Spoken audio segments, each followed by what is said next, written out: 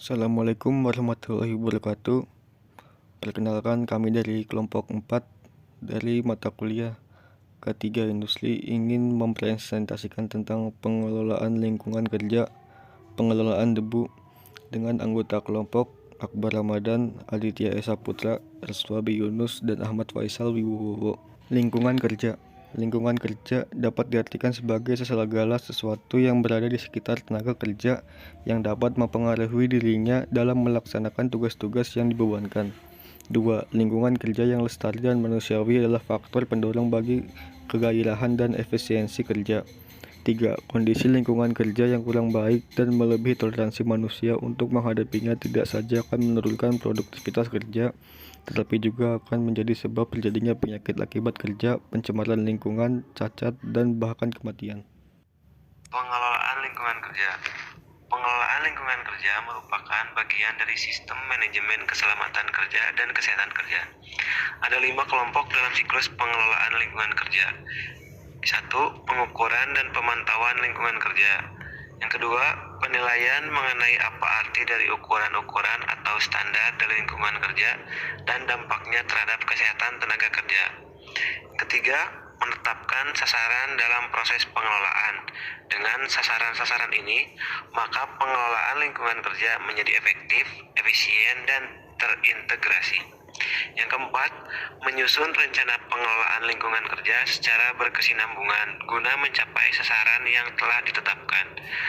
Yang kelima, melaksanakan kegiatan pengendalian lingkungan kerja dan kegiatan lainnya dengan inspeksi sanitasi sebagai tindak lanjut dari pengukuran dan pemantauan.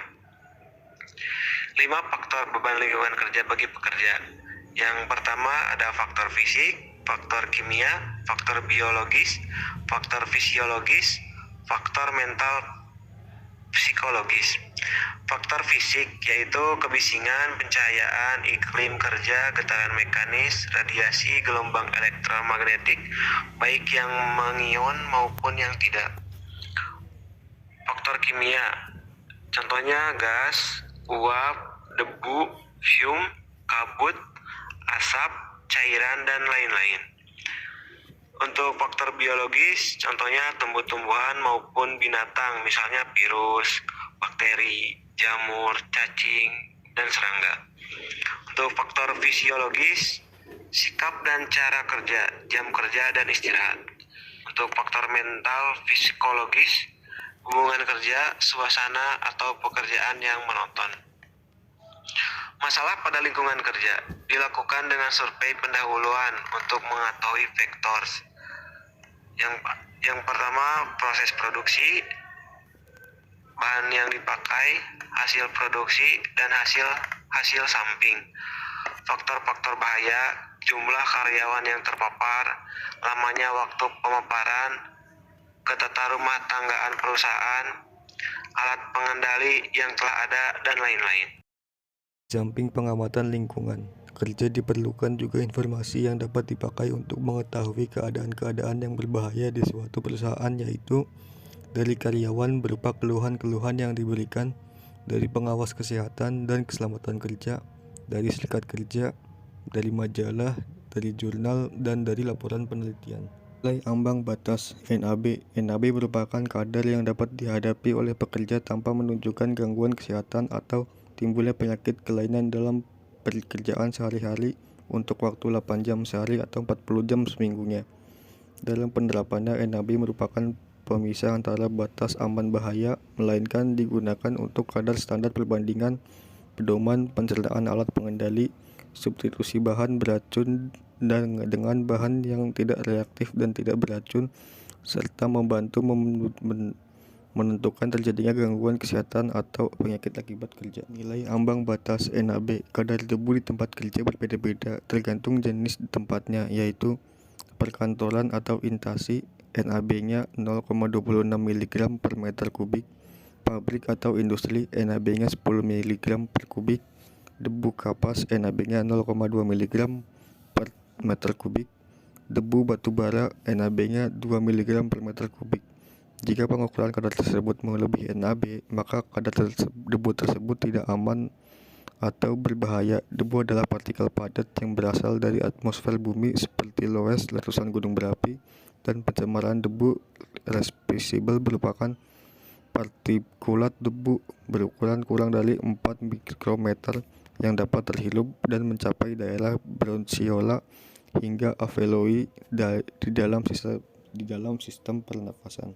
Alat ukur pengelolaan debu: DPC Dust Particle Counter, LVAS Low Volume Air Sampler, HVAS High Volume Air Sampler. Dust Particle Counter. Pada dasarnya particle counter ialah alat uji lingkungan yang digunakan untuk mengukur jumlah partikel di udara. Dengan menggunakannya, Anda dapat memantau kualitas udara di dalam suatu ruangan. Partikel udara seperti debu kecil dan kasat mata bisa dihitung dengan alat ini. Cara kerjanya simpel. Pertama, mengambil sampel udara, lalu mengukur partikel berdasarkan sampel tersebut. Sensor yang sensitif menghitung partikel dari sampel udara yang secara langsung. Setelah itu, data partikel muncul di layar monitor dan Anda sudah dapat menginformasinya. Volume Air Sampler. Low Volume Air Sampler adalah alat yang digunakan untuk mengambil sampel udara pada tingkat rendah, biasanya dalam jumlah sampel yang kecil, dengan tujuan untuk menganalisis kandungan polutan atau partikel di dalam udara.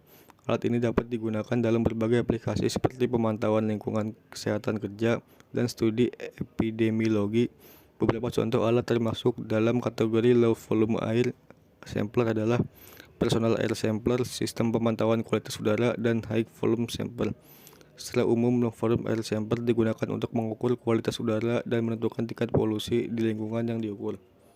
Volume Air Sampler. High Volume Air Sampler (HVAS) adalah alat pengambil sampel partikulat di udara ambien yang memiliki suatu prinsip kerja dengan menggunakan sistem vakum dengan menarik udara di lingkungan sekitar melalui inlet dengan ukuran selektif dan melalui filter berukuran 20,3 kali 25,4 cm dalam kurung 8 kali 10 pada jalur air 1132 liter per menit. HVAS memiliki prinsip atau cara kerja yaitu udara yang memiliki kandungan partikel debu dapat dihisap mengalir ke dalam kertas filter dengan menggunakan motor dengan putaran kecepatan tinggi. Debu akan menempel pada media kertas filter yang akan diukur konsentrasinya dengan cara menimbang kertas filter tersebut sebelum dan sesudah sampling. Setelah dapat mencatat flow rate dan waktu lamanya sampling sehingga dapat didapat konsentrasi debu tersebut. Terima kasih, kurang lebihnya mohon maaf. Wassalamualaikum warahmatullahi wabarakatuh.